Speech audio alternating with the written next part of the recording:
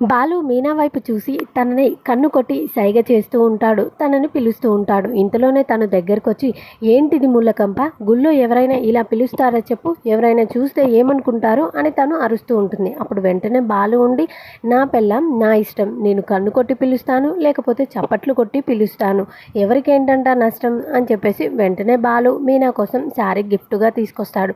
ఆ చీరను తీసి మీనా ముందు పెడతాడు. మీనా చీర చూడగానే చాలా సంతోషపడుతూ ఉంటుంది.